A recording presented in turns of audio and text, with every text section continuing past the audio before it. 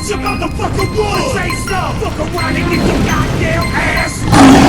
Nigga, I feel like stars and shit. And I might just slap the bitch. Aujourd'hui, mercredi, spécial cours que de préhension et percussion également, en faisant le cours aujourd'hui de sambo combat, donc avec la kurka, plus les frappes. En fait, le but est de travailler tout ce qui est technique de pousser, tirage, de prise de kimono, d'aller poser les mains, imposer la garde, et ensuite de travailler aussi les frappes qu'on voit en MMA. Le but est de travailler tout ce qui est déséquilibre et déplacement. Le fait de poser les mains sur le kimono, sur la kurka plus exactement, en fait ça permet d'avoir de meilleures sensations et essayer de transposer ça après sur la lutte ou sur la lutte à livrer. Et juste après, ça sera le cours de lutte à livrer. Je positionne les codes et je viens chercher la manche. Passe, 1, 2, je positionne, je m'installe, je me colle à lui, je tire. 1, genou. Je viens chercher ici à l'intérieur. Je ne veux pas voir ça. Je rentre à l'intérieur, je vais enrouler sa cheville, bloquer sa cheville. I don't even think you realize you playing with motherfuckers' lives. I don't watch Greg get fucked on the chronic, probably cause I was on it.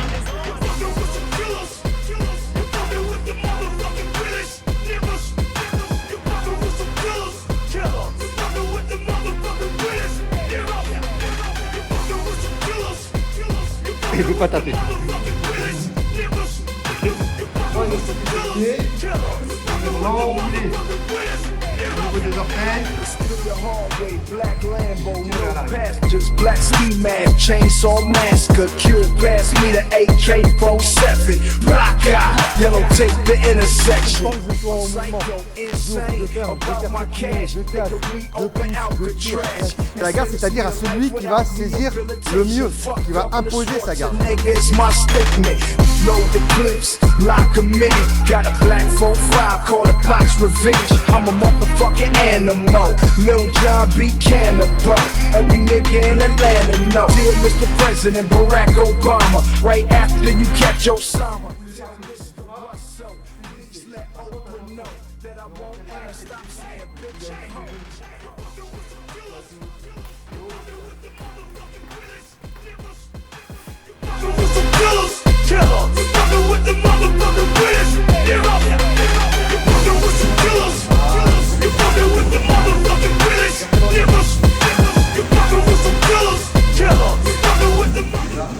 Là, un coup. Tout de suite, je sprint.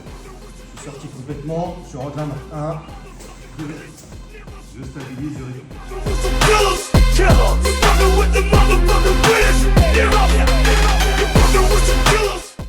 Mercredi, cours de lutte à livrer juste après le sambo combat. Là, ce qu'on va voir, en fait, c'est la continuité de ce que j'expliquais au cours précédent, c'est-à-dire sur la lutte, c'est-à-dire qu'il y a toujours une corrélation entre les cours. C'est-à-dire que la lutte pour le MMA, le grappling, la lutte à livrer pour le MMA. Donc dans la continuité de l'amener au sol, de la défense de l'amener au sol, là, on va le travailler avec les prises de position pour commencer à travailler sur les soumissions.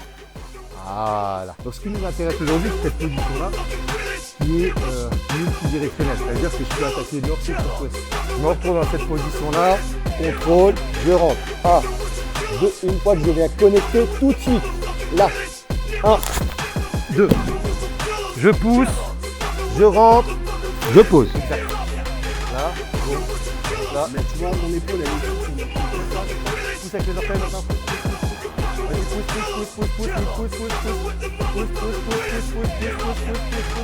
Voilà, tu vois, même si tu as des gros bras, des fois c'est difficile de placer.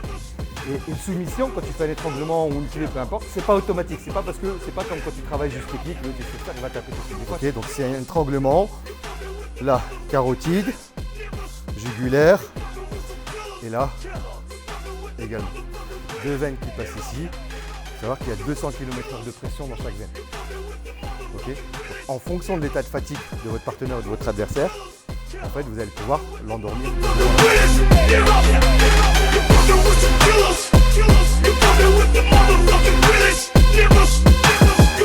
3, 2, 1. Là, le principe, c'est toujours le même. C'est-à-dire qu'à chaque fois qu'on travaille une technique, on va la mettre en situation pour faire sparring à partir de cette base-là. C'est-à-dire on fait le sparring à tête, défense de sprawl, prendre de défense quadrupédie, prendre position latérale, angle mort, et à partir de là on commence à travailler. Donc, le but c'est de rester vraiment de programme pour qu'ils puissent travailler et rester focus que sur cette partie-là. Si vous voulez mettre en pratique quelque chose que vous avez appris, c'est simple, il faut la mettre en pratique sous différentes manières.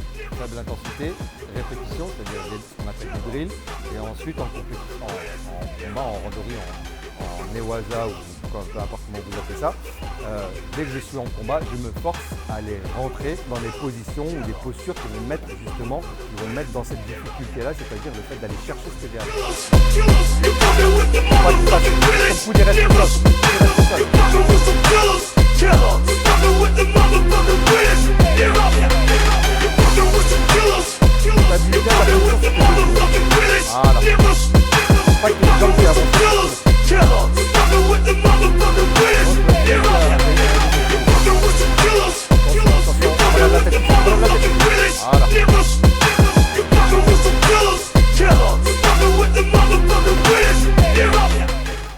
Ça va, pas de boubou.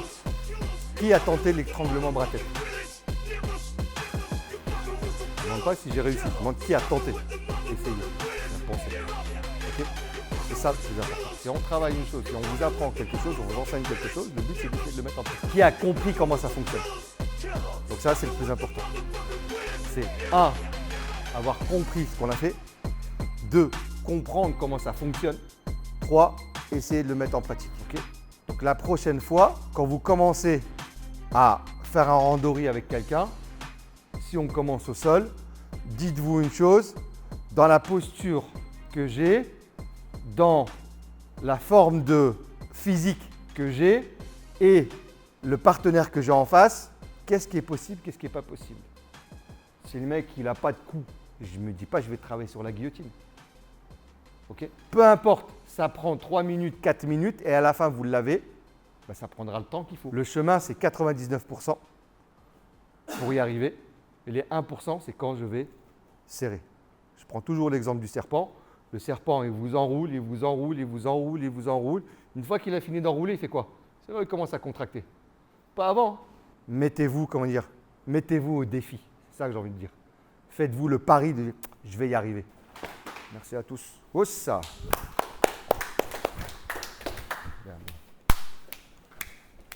Bien, dites pas merci pour les abdos. Hein. Putain.